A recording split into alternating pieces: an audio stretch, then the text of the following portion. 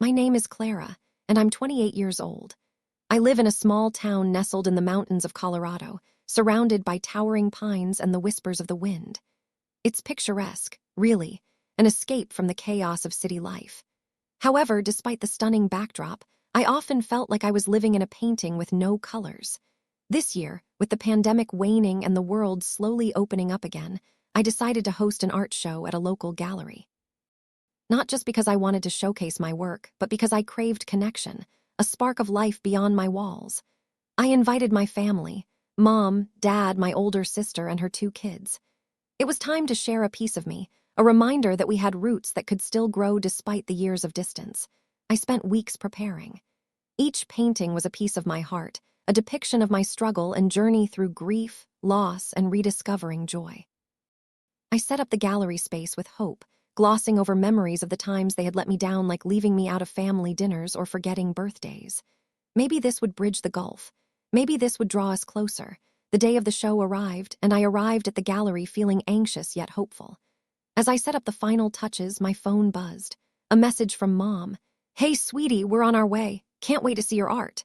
My heart lifted, a flutter of excitement. The gallery filled with people, friends and fellow artists mingling, admiring the pieces and discussing their meanings. As the sun dipped below the mountains, casting a golden glow through the windows, I realized I hadn't noted the time. My parents and sister had yet to arrive. I kept glancing at the door. By 8 p.m., my heart sank. I spotted my sister, Jenna, walk through the door with her kids, but Mom and Dad were still absent. My niece ran to me, tugging at my arm. "Aunt Clara, can we see your pictures?" "Of course."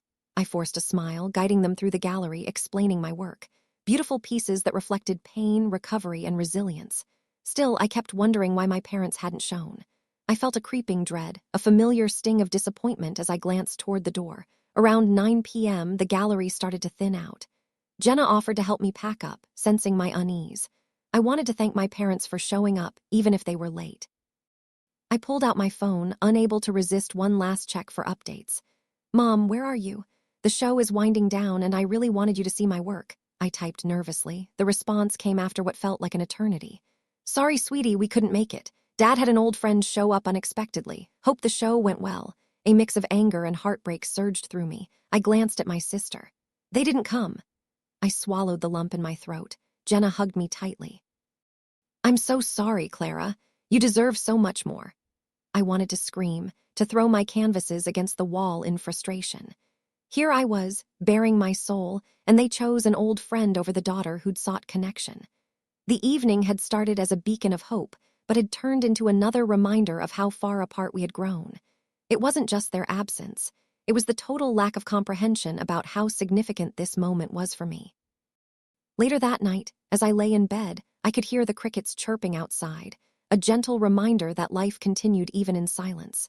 I wondered why I still held on, yearning for their acknowledgement, their love. Love that felt conditional, eclipsed by their own lives, hobbies, and what seemed like their ever-blooming priorities. A few days later, I received a group message from my mom. "Clara, I think it's time we all got together. We need to hold a family meeting." The words rang through my head like an old, broken record. The family meetings were rarely about unity. They felt more like a gathering to dissect failures and assign blame. I took a deep breath, blocking out a feeling of impatience that threatened to bubble over. "Sure, what's the agenda?" I replied, eager to test their intentions. An hour later, Mom responded. "We need to talk about financial contributions for the holidays." My heart dropped into my stomach. There it was, again. The following Sunday, the family gathered in my living room. Mom poured several cups of coffee while Dad settled into his chair with a heavy gruffness. Jenna positioned herself next to the kids, settling them with toys to occupy them during this meeting. I braced myself, feeling detached as I prepared for another familiar cycle, projected expectations, veiled grievances, and the same old guilt that would settle like dust in the air. "Okay, Clara," my mom started, glancing over her notes. "With the holidays coming up, we're adjusting contributions to ensure the family can enjoy the festivities without too much financial strain." I clenched my fists. "Mom, I barely have enough to keep my art studio afloat. I thought this meeting might be about making the holiday more inclusive, but it feels like you're just trying to draft more ways to pull from my pockets." Mom's eyes darted over to Dad, who shifted in his seat. We just want to keep our traditions alive, Clara, she pressed on, voice strained. Family comes first, and this is how we show we care for one another. I paused, struggling to hold back the frustration. Caring shouldn't come at the weight of obligation. I've built my life, and I expected you to at least acknowledge my autonomy. My voice trembled. It feels like I'm just dipping into an empty well to fill your bucket while I drown. The silence that followed screamed louder than my words. No one seemed to know what to say, and I realized then it wasn't just a family discussion on finances. It was about recognizing where I had always stood. This moment was supposed to propel us toward understanding and reconciliation. Instead, it shoved me backward, deeper into resentment. After the meeting, they left without acknowledging my feelings, as if my words hadn't permeated through the air or even grazed their ears. Jenna stayed back, looking at me with deep concern. I wish they could see the struggle you've had, Clara. They're too lost in their own lives. She stepped closer, her voice barely above a whisper. You deserve better. Better means walking away from this cycle, but it's so hard, I confessed. The weeks passed in a blur. The holidays came and went, and instead of the joy I used to feel, every gathering became laden with pressure. I found myself minimizing my words, treading lightly around the edges of their expectation while struggling with the weight of my own dreams. The art show I had hoped would be a turning point felt like a passing ship, continuing along its course while I stood marooned on a shore that was never built for me. Then one evening, scrolling through social media, I stumbled across a post from a childhood friend about their wellness journey. It sparked something in me. I realized I had spent too long trying to return to the past, to rekindle the family bonds that had frayed beyond repair. That night, I wrote a letter to my family, pouring my thoughts out like a canvas ready for color. Dear Mom, Dad, and Jenna, I began, detailing how I felt invisible, unheard, and often used for the sake of family obligations.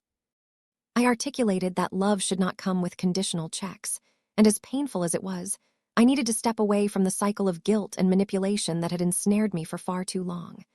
I remained silent, letting the letter settle before sealing the envelope and placing it on the kitchen table. I didn't know how they would react, but I felt an overwhelming sense of relief. It was finally a testament to my truth, written not for their approval, but for my own liberation. The next day, I received a text from Jenna. Hey, I saw your letter. I think it's brave of you to voice your feelings. I love you and I support you. Her words made my heart swell. As the days passed, I prepared to embrace being on my own. It was time to reclaim my identity outside of my family's perception. I delved back into painting, allowing my colors to flow freely, no longer tethered by expectations. My work became an outlet, a visceral embodiment of reclaiming the pieces of myself that had often been dimmed by voices of guilt. Suddenly, I was invited to showcase my work at a prominent area gallery. As I set up the space, I felt rooted in who I was, unshackled and alive. The opening night was brimming with people, laughter ringing through the air. As the evening unfolded, those around me began to recognize the passion stitched into every brush stroke. It was rewarding, no longer tied to the need for validation from those who didn't honor my heart. A week after my show, my mom called. I recognized the unfamiliar tone in her voice, a mix of confusion and vulnerability. Clara, I received your letter, she said gently. We need to talk about it, I replied, ready and willing to lay bare my truth once and for all. The conversation flowed, with both of us navigating the tender waters of unprocessed emotions. I felt empowered as I explained how her past dismissals always left me feeling unloved and unworthy. To my surprise, she listened. I didn't realize how much my actions affected you, she admitted, her voice trembling. It wasn't an immediate fix, but it was progress. We agreed to continue these conversations as a family. The bond that had once felt influenced by obligation began to shift toward understanding. The cracks in our foundation were slowly being filled with dialogue rather than silence. Months later, I stood in my studio, painting near a window as the sun painted the walls with soft hues of lavender and gold. My heart took in the fresh air and the life surging around me.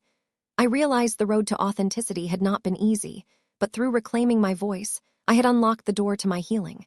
In that moment, I understood. Family doesn't have to dictate who we are. It's a choice, a bond nurtured through communication, empathy, and respect. It's okay to step back, to step away, and rediscover who we truly are beneath the layers of expectation.